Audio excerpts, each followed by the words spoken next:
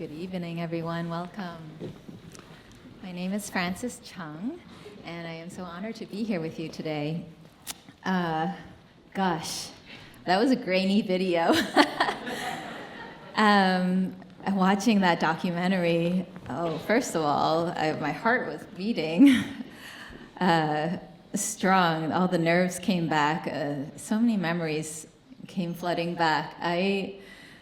Like Romina, my teacher, Lin Mei Fang, thankfully came to the competition with me, and I have very specific memories of Miss Lin training me and rehearsing my classical variation. She would make me run it 3 times in a row, one right after the other, and at the time, I was just thinking, what am I doing? Why am I doing this? Why is she making me do this? And I think in the end, I realized she was training my physical stamina, but there's so much emotional and mental stamina to go through a week of competition like that. And in the end, I was so thankful.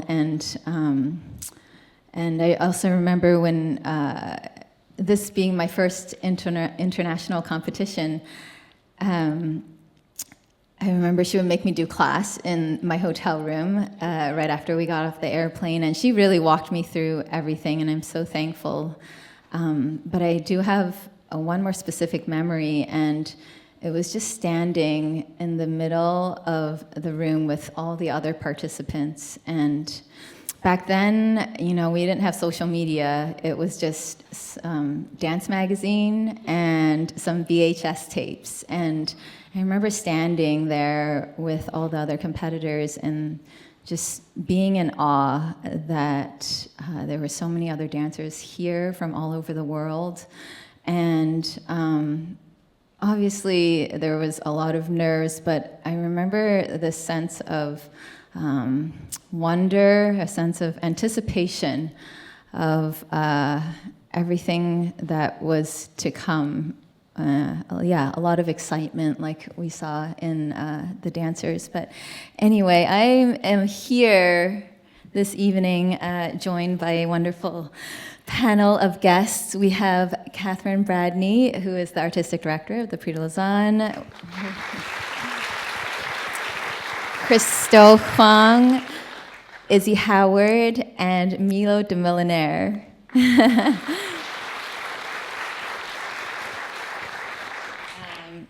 just going to start with you, Kathryn. The film celebrates the 50th anniversary of the Prix, and having seen so many generations of dancers come through the doors, what is one thing that hasn't changed, the spirit of the competition that has remained the same?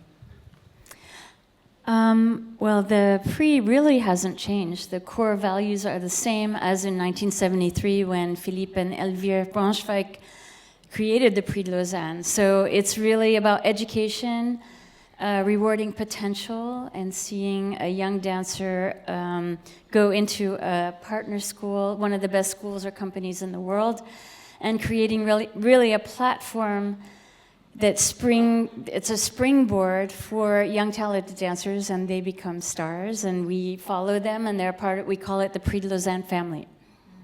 I love that. It really is a family. I mean, you're kind of thrusted, everybody from all over the world. Nobody knows anybody. I mean, maybe these days you do, but you're in it, and I always think the people we meet in our dance worlds we'll never have that bond, that relationship that we do with the people that we meet in the dance world, because you really go through all the feelings. True.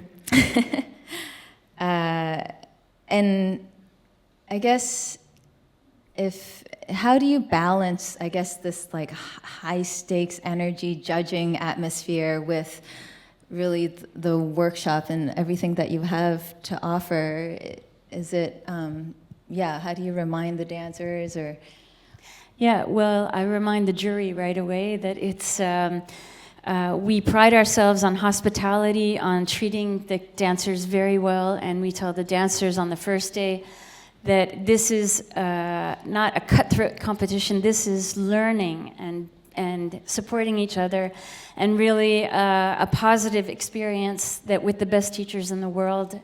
And it's great because it starts on Monday. Everybody's very nervous. Tuesday, a little less nervous. And then by Friday, at the selections, the semifinals, the nerves, I think, are gone because the tiredness is there. And so it's just the performing. And then the finals, everybody shines through. And so it's really a learning, nurtured experience. To our amazing, distinguished dancers, award winners of the Prix de Lausanne. This is for Crystal and Milo, excuse me. Thank you. Congratulations, first of all. Watching the four dancers on the film, was there a moment where you're like, I really felt exactly the same, or maybe a little bit different? What resonated with you in the film?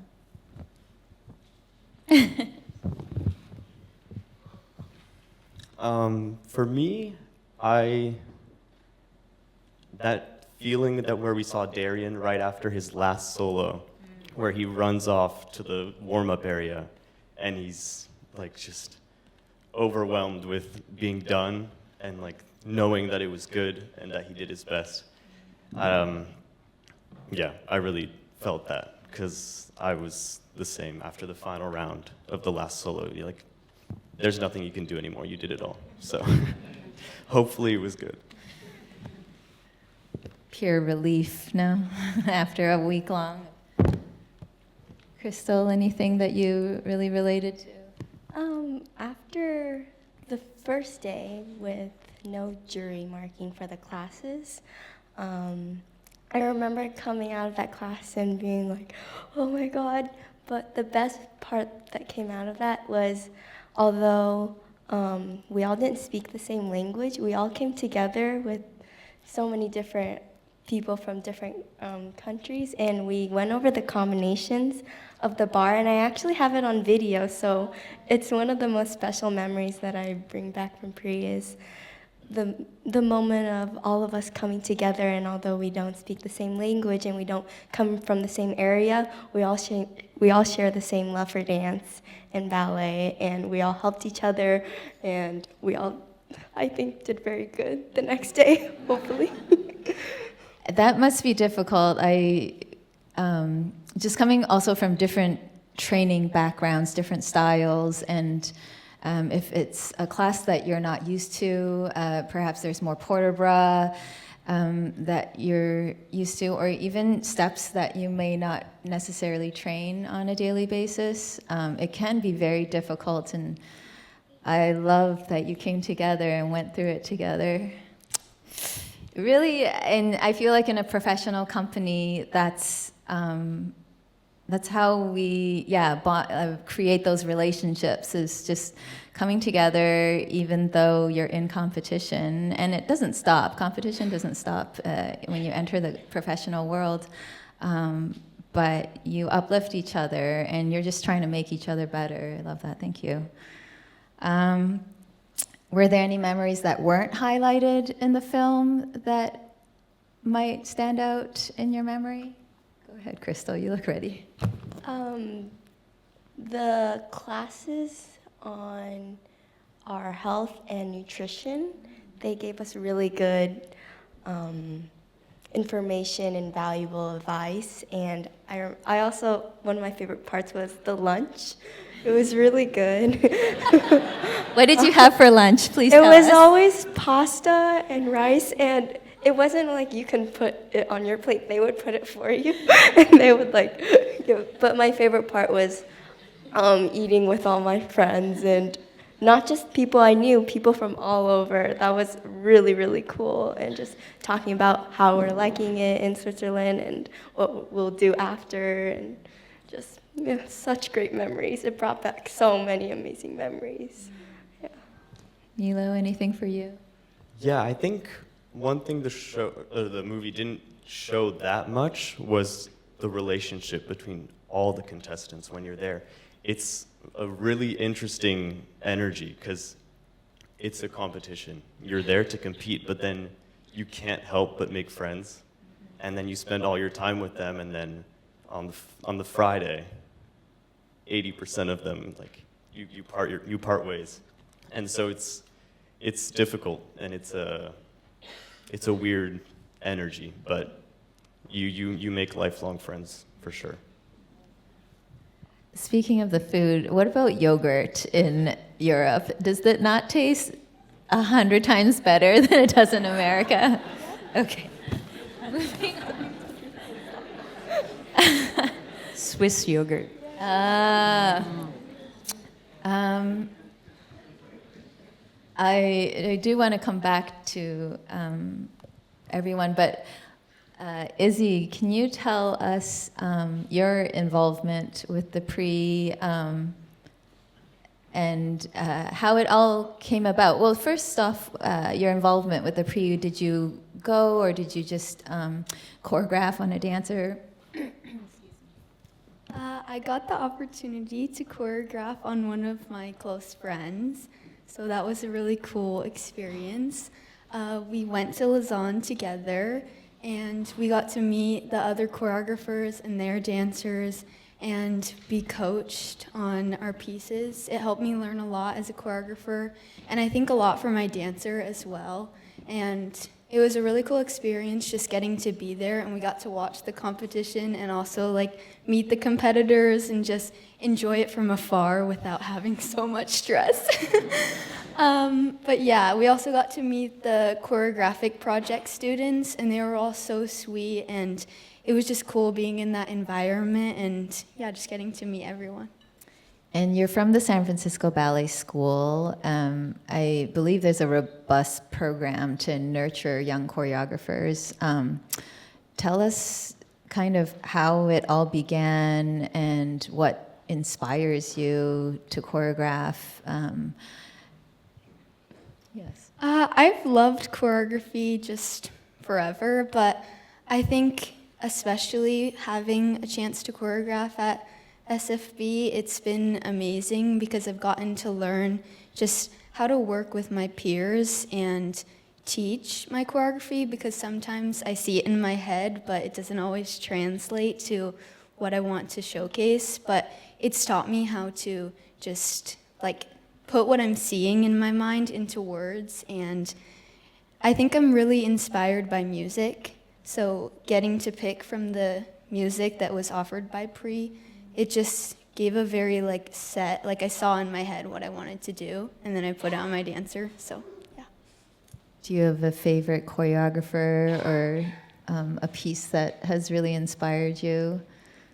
I have a lot of favorite choreographers, but I think the most memorable is Crystal Pite.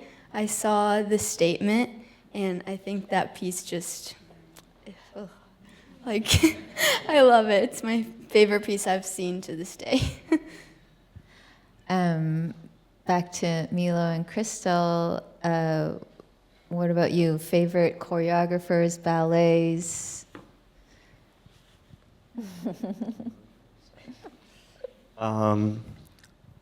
I really like William Forsythe, and SFB just did a program of that. Also, my contemporary solo that I got to do for Prix, I like fell in love with it. At first, I wasn't gonna do it, but I pushed for it, and I was so happy to grow and learn with that piece by Goyo Montero. So, yeah. I also really like William Forsythe. I think Blake Works was probably one of my favorite ballets and works I've ever seen. It truly shocked me, and I really enjoyed it. But there's so many. I like Twyla Tharp. She's incredible. I love the way she uses musicality and rhythm with the music, and how she creates. I learned how she actually creates the movement without the music, and then she places the movement onto the music. So that was really cool. Just the different ways of choreography, learning about that.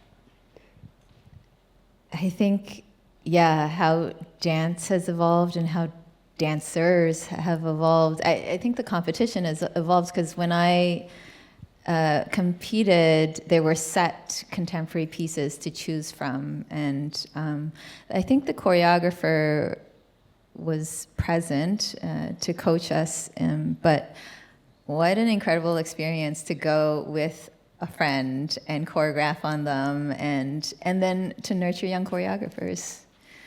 A question for all of you. The film is called The Prix, but it's really about a turning point in a person's life. And for young dancers in the audience tonight, whose dream is standing where you are, what piece of advice or a piece of advice from the director might you have for someone who's, wanting to take that step, do the competition? Well, the filmmakers named it the Prix because it also means the price in French. So the price you have to pay. But when you're passionate about dance, I mean, you have to be passionate to want to be able to dance. And the price to pay, it's worth it because you are an exceptional artist. A dancer is really a privilege to become a dancer. And so that's what the message I would give to any dancers, young dancers, is your goals should be up there. For me, the process is more important than the outcome. I think we need to enjoy the process more, and we learn so much I learned so much from the process, and I think the film showed it really greatly, the process before the stage time. And I think just being happy through every stage is gonna make a very big difference, and just staying positive throughout the entire process and every single step of the way, even if there's little tweaks or little falls, just getting right back up and doing it with a smile on your face. And everything happens for a reason, and there's always two ways to take from a situation, and always try to take the positive way and learn from it as best as you can. And from Prix, I think I learned too many to count. I'm just super grateful for the process, and I think that's the most important part. And Izzy, for young choreographers? I would say just don't forget your own voice as an artist, because we're always seeing everyone around us, and it can bring inspiration, but I think it can also sometimes take away from your own personal artistry.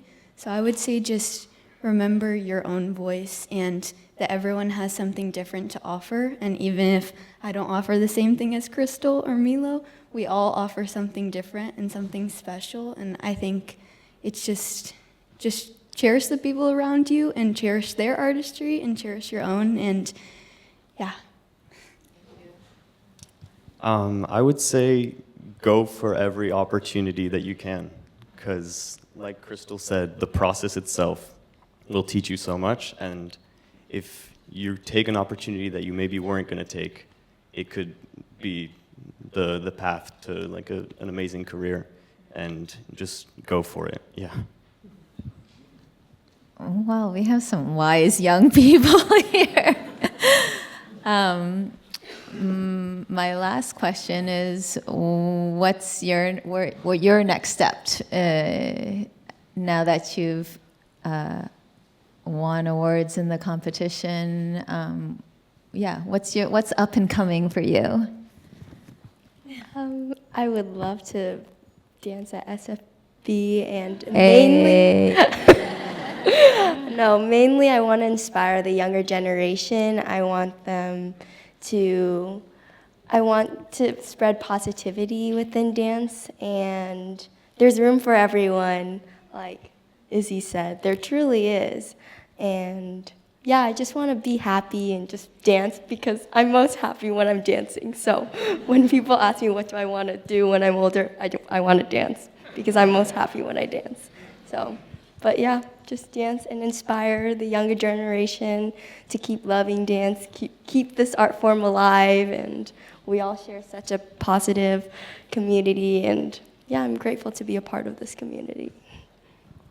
I think for me, just there's so much I want to do and not enough time, but I think the main thing is I just want to keep learning, especially from this experience I've seen that there's so much more to learn, and you always think that you've learned a lot, but there's so much more to learn, and seeing all the choreographers just made me realize like I can learn from them and how they create, and I can learn from our coach and what she told me, and I think ultimately I just want to keep learning and learning how I move and how other people move and how that can inspire me, and yeah, just keep learning and growing, and yeah.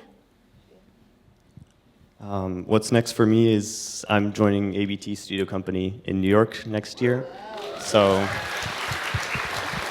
yeah, I'm just really excited to dance a lot and learn and be part of a new group and, yeah, start my career. Oh, all of you have exciting paths ahead of you. Congratulations. To wrap up, I want to invite everyone here to watch our young, beautiful dancers. Izzy and Crystal will be a part of the San Francisco Ballet School Showcase that will be on May 8th and 9th at our very own Opera House with a full live orchestra conducted by Martin West. They'll be performing a demo, Paquita, and Serenade. Lots to look forward to. And then Milo with City Ballet also has a spring showcase on May 9th and 10th, and they'll be performing Coppelia. Yes, thank you to Dance Film SF, and thank you everyone here for supporting this. Everyone here. Oh, is this on? Yeah. I knew it wouldn't take Frances long before she started talking about food. You know, give dancers the mic, they're going to talk about food. Before we get release everybody to go to the reception outside, I want to just acknowledge if there are any other Prix de Lausanne participants from over the years in the audience. You can just raise your hand. Anybody out there? Right here, one, up here. Wow, great. Right there. What year? Huh? Well, congratulations to you two. Oh, right there. We got more. Love it. Well, let's talk at the reception. Thank you to our sponsors. Thank you to Frances and the whole panel and Prix de Lausanne team for being here. We'll see you out there. Thanks so much.